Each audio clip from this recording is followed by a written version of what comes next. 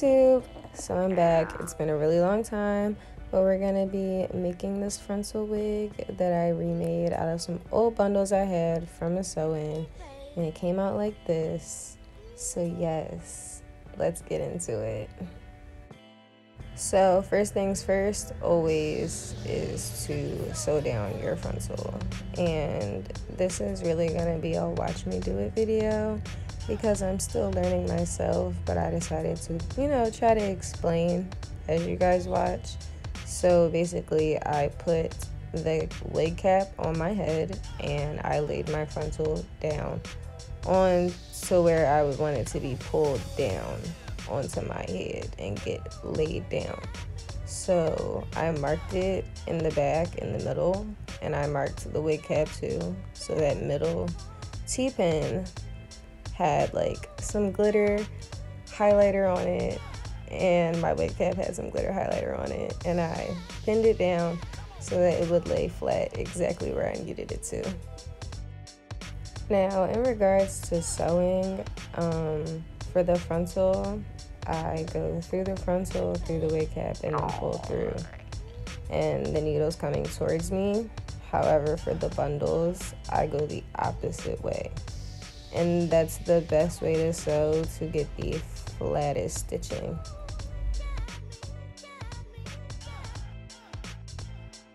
Now professionally, there's a little back line, like on how closures have that ring around the lace that you're supposed to sew to the ends.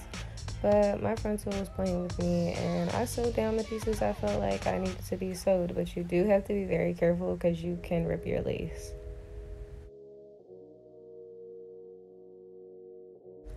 When you cut the end of a thread, separate it and untwist it from being tangled so that when you tie it, and I tie it 3 to 10 times depending on where it is, make sure you do that and untangle it so that it ties flat.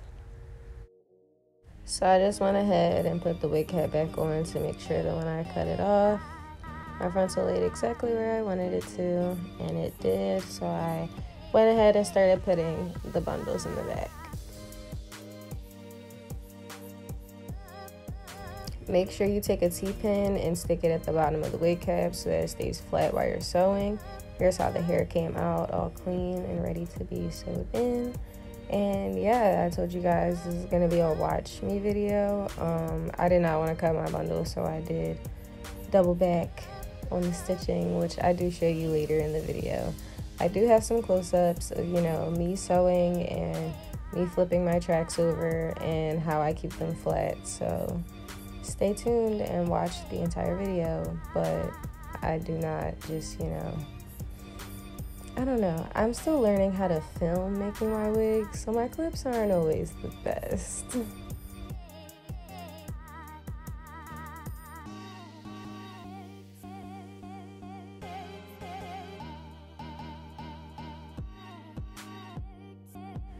So here's what I meant in the beginning by I sew the bundles down the opposite way. So your needle should be going towards your frontal because this is the best way to get your bundles to lay down flat. So yes, towards the frontal, weft, wig cap, pull through.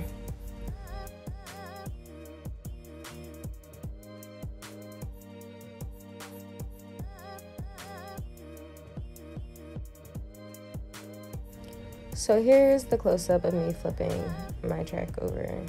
Now, my slow self didn't realize it was all the way at the top of the screen, but I hold it with my other hand, like with the weft, and yeah, I just make the little, puncture into the weft and the wig cap, and I pull it through, and I make sure the thread is literally like laying across that piece of weft. So I'm about to zoom in. Make sure it's laying there so that's holding it down flat, and then I just keep going as normal, and yeah, I have no problems, no lumps, no bumps, no nothing. Yeah, that's how I flip them back and forth.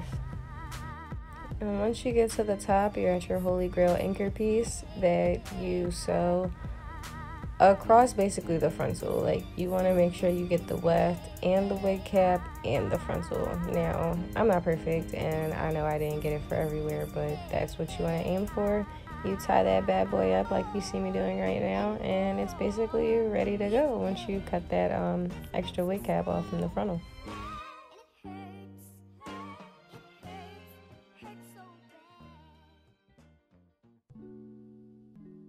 Make sure you clip it off as close as you can get, but do not cut that frontal. Girl, I'm not gonna lie, sometimes I play it safe and leave me a little like half a centimeter.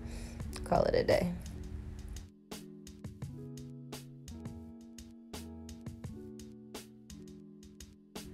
But this is how she came out, and I'm about to get ready to install her.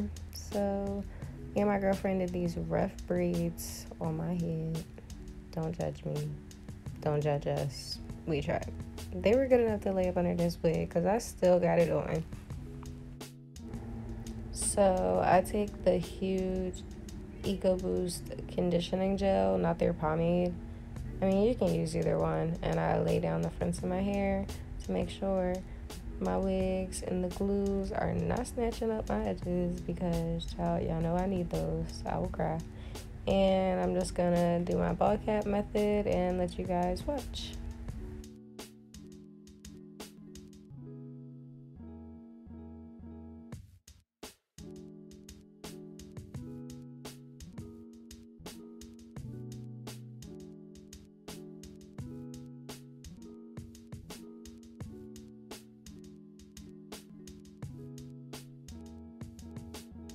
Definitely was struggling. Please do not cut you guys' ears in this process.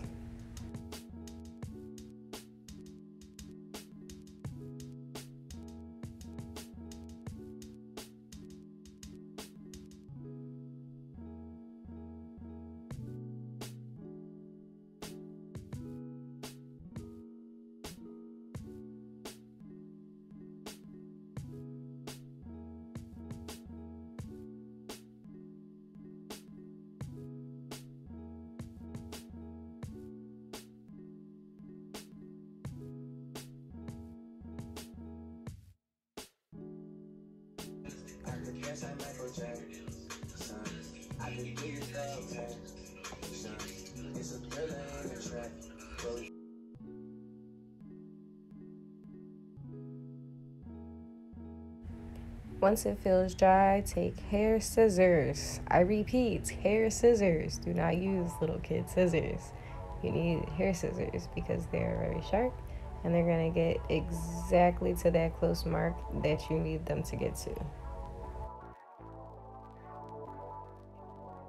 I like to peel back my wig cap a little and get it to as close to my hairline as possible, because people say I lay my wig edges down too low, and it's because I got this little 3 head, so yeah.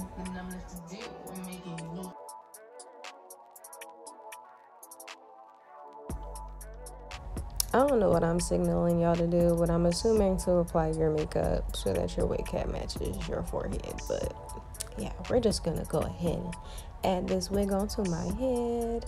Now, the way I put it on in this video, I was trying to do it with just the Got2B spray and shaboom.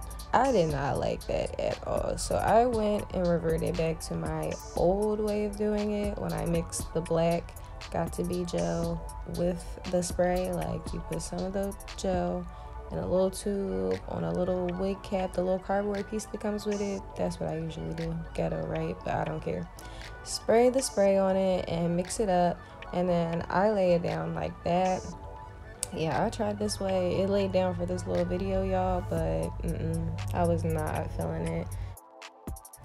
So with just the free spray, this is the best I could get it to do for me. I did the little edges the best that I could do, and I just wrapped it up with a scarf, but I definitely took it off and redid my install process. With the other way, my results came out much better, and it ended up looking like this. I hope you guys enjoyed this video. Like, comment, subscribe, all that good stuff. Bye, YouTube.